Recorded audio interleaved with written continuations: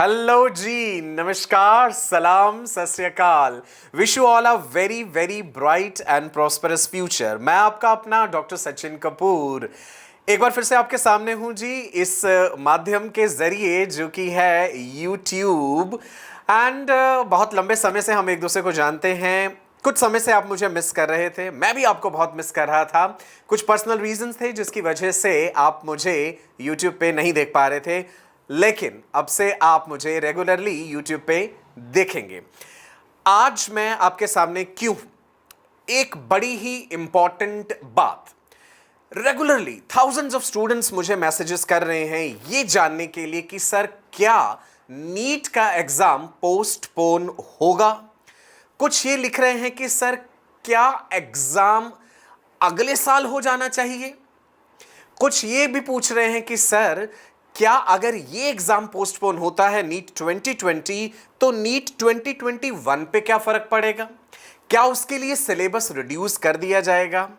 बहुत सारे YouTube channel, बहुत सारे ओरेटर्स, बहुत सारे सेल्फ प्रोक्लेम्ड मोटिवेटर्स, एजुकेटर्स, बहुत सारे क्याफे लगा के आपको बहुत सारी बातें बता रहे हैं। शायद सच कोई भी नहीं जानता। द ट्रुथ इज कि ट्रुथ कोई नहीं जानता। हर कोई अपने अनुभव, अपनी शिक्षा जितनी भी किसी के पास है उसके अनुसार वो आपको जवाब दे रहे हैं। मैं अपना पर्सनल ओपिनियन आपके साथ शेयर करना चाहूंगा। क्या एग्जाम नीट 2020 पोस्टपोन होना चाहिए? देखिए, अगर हम प्रैक्टिकल ग्राउंड्स पे देखें, करंटली जिस दौर से न केवल भारत बल्कि इनफैक्ट पूरा देश गुजर रहा है, अगर मैं करंट सिचुएशन को लेकर के देखूं, कोविड-19 कोरोना वायरस रोजाना मीडिया में आप देख रहे होंगे हजारों की तादाद में केसेस बढ़ रहे हैं। सो क्या मुख्य रूप से हम कोविड-19 को ही एक रीजन दें नीट पोस्टपोन होने के लिए, या और भी कई कारण हैं, या बाकी के कारण इसी से इंटर रिलेटेड हैं? कोविड की अगर हम सिचुएशन को लेकर के चलें, all my raja beta and my रानी बेटियां, दिनों दिन हजारों की संख्या में केसेस बढ़ रहे हैं। कितनी बातें ऐसी हैं जो इस डिजीज को लेकर के हमारे सामने नई आ रही हैं, नए सिम्टम्स पता चल रहे हैं। मैं पर्सनली बल्कि आपके साथ शेयर करना चाहूंगा, मेरे स्वयं के परिवार में कई सदस्यों ने इस पीड़ा को भुगता, इस बुरे दौर से गुजरे। कुछ के लिए बहुत कठिन रहा, कुछ के लिए आसान रहा, because it is not only the corona virus which is kind of life threatening disease. बहुत सारी कोमॉर्बिडिटी वाली सिचुएशंस होती हैं कि पेशेंट में अगर ऑलरेडी कोई लंग्स का इंफेक्शन है, लिवर का है, कोई डायबिटिक है, या किसी में कोई कार्डियोवैस्कुलर प्रॉब्लम है, किडनी रिलेटेड डिजीज है, तो patient becomes more susceptible to that, है ना। चलिए, वो एक सेपरेट एस्पेक्ट है कि कोविड से क्या क्या ऑर्गन सिस्टम्स इफेक्ट होते हैं। सवाल यहां पे ये है कि कोरोना वायरस के केसेस दिन ब दिन बढ़ते जा रहे हैं।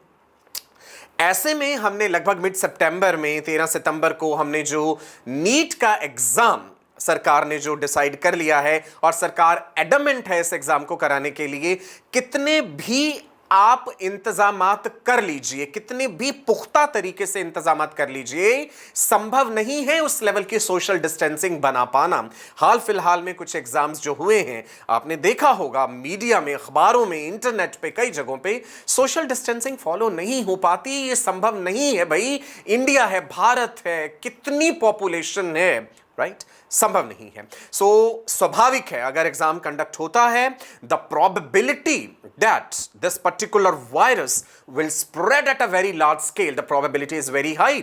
चलिए, मान लीजिए हमने ये कह दिया कि जो बच्चे एग्जाम देने जा रहे हैं भाई वो तो युवा अवस्था में हैं, उनकी उम्र 16, 17, 18, 19, 20 साल है। सो इस एज में जो है कोरोना नुकसान नहीं करता, एग्रीड, चलिए मान लीजिए उतना नुकसान नहीं करता। लेकिन लेकिन लेकिन जो लोग पॉजिटिव हो जाएंगे, जिनमें वायरस उनके शरीर में चला गया, when they will come back home, जब वो घर लौटेंगे, सो घर परिवार में और सदस्य भी रह रहे हैं, माता पिता हैं, चाचा चाची, दादा दादी, ज्यादातर जॉइंट फैमिलीज है इंडिया में। सो स्वाभाविक है कि आप चाहे स्वयं एसिम्प्टोमेटिक हों, आप दूसरों में तो वो पैथोजन, वो वायरस फैला देंगे। हालात बिगड़ेंगे ना, गड़बड़ होगी ना। आप कितने प्रोटोकॉल्स फॉलो कर लेंगे, हैंड सैनिटाइज करना, आपने मास्क पहन लिया, आपको जो भी वहां पे मटेरियल मिलना है वो सैनिटाइज्ड है, ट्रस्ट मी, प्रैक्टिकली चीजें पॉसिबल नहीं हो सकती। दूसरा, आप ये सोच लीजिए कि बच्चे एग्जाम सेंटर्स तक कैसे पहुंचेंगे, यातायात के साधन कहां हैं, ट्रांसपोर्टेशन कहां है, राइट? कितनी जगहों पे अभी ट्रेन्स नहीं चली हैं या लोकल ट्रांसपोर्ट्स अवेलेबल नहीं हैं। भाई, सबके लिए संभव नहीं है एग्जाम सेंटर्स तक पहुंच पाना। हर किसी के पास पर्सनल व्हीकल हो, ये तो जरूरी नहीं है ना। मुश्किल है, हो सकता है किसी का एग्जाम सेंटर इतना दूर पड़े कि उसे वहां जाकर के एक रात पहले ही रुकना पड़े। संभव नहीं है, कई जगहों पे होटल्स नहीं खुले हैं, राइट? डॉर्मेट्रीज अवेलेबल नहीं होंगी, कैसे कोई स्टे करेगा, कितना मुश्किल हो जाएगा। एक और मुद्दा है जो ज्वलनशील है कि भाई इंडिया में कई स्टेट्स में इस समय बाढ़ की बहुत ही बुरी स्थिति बनी हुई है।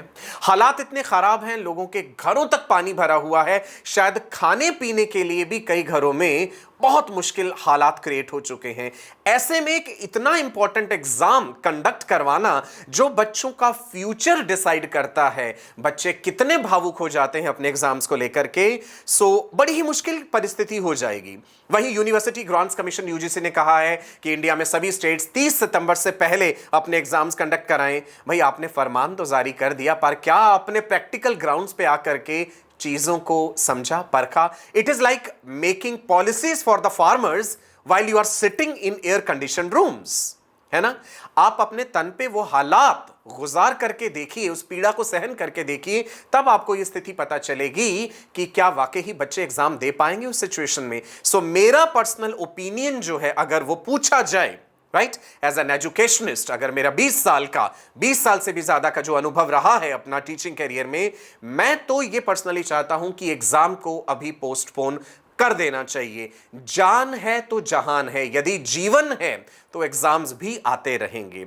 लेकिन अब यह निर्णय जो है माननीय सुप्रीम कोर्ट ने लिया है, मैं तो ये चाहूंगा दोबारा इस पे विचार जरूर करना चाहिए कि इस एग्जाम्स को पोस्टपोन जरूर कर देना चाहिए, वेदर इट इज नीट और whether it is JEE. Things are going to get disturbed if the exam is conducted as prescribed, जैसा कि तिथि निर्धारित करी गई है। मैंने अपना पर्सनल ओपिनियन आपके साथ शेयर करा, all my raja beta and रानी बेटियां, लेकिन फिर भी एक बात जो है वो मद्देनजर जरूर रखिए, ऐसे भी कई बच्चे होंगे जो वर्षों से तपस्या कर रहे हैं इस नीट एग्जाम के लिए, जिन्होंने तन मन धन न्यौछावर करा है इस एग्जाम के लिए, जिनका मकसद है नीट में एक बेहतरीन रैंक लेकर के आना और इंडिया के बेहतरीन मेडिकल कॉलेज से एमबीबीएस की डिग्री प्राप्त करना। एक बार उनका भी हमें जरूर सोचना चाहिए। कई बच्चे ऐसे होंगे जो ये सोच रहे होंगे कि अगर एग्जाम और ज्यादा जाके पोस्टपोन होता है, अगले वर्ष पे जाता है, the number of candidates which are going to appear will drastically increase. आप उस फैक्टर को भी सोच के चलिए, जितना डिले एग्जाम होगा उतना ही डिले सेशन भी हो जाएगा एमबीबीएस का, राइट? सो कंट्रोवर्शियल टॉपिक है, डिबेटेबल है, हर कोई अपने अपने ओपिनियंस दे रहा है। मैंने अपना ओपिनियन आपके सामने रखा है, right? All said and done, मैं आपके साथ हूं हमेशा। मैं आपका अपना डॉक्टर सचिन कपूर। आप मुझे मेरे अपने ऑफिशियल टेलीग्राम चैनल पे फॉलो कीजिए, आप मुझे मेरे इंस्टाग्राम पे फॉलो कीजिए, सिंपल sachin.kapoor KAPUR। गूगल पे आप मेरा नाम डालिए, मेरे वीडियोस आप देखिए। आपके लिए और बेहतरीन वीडियोस लेकर के मैं समय समय पे आता रहूंगा। आप मुझसे पर्सनली संपर्क करना चाहते हैं, यू आर मोस्ट वेलकम।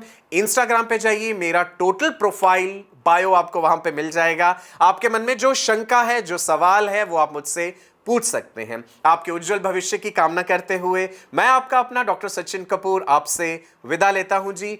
नमस्कार, सलाम, God bless you all my raja beta and रानी बेटियां। याद रहे, वर्ल्ड फेमस डॉक्टर बनना है। नमस्कार।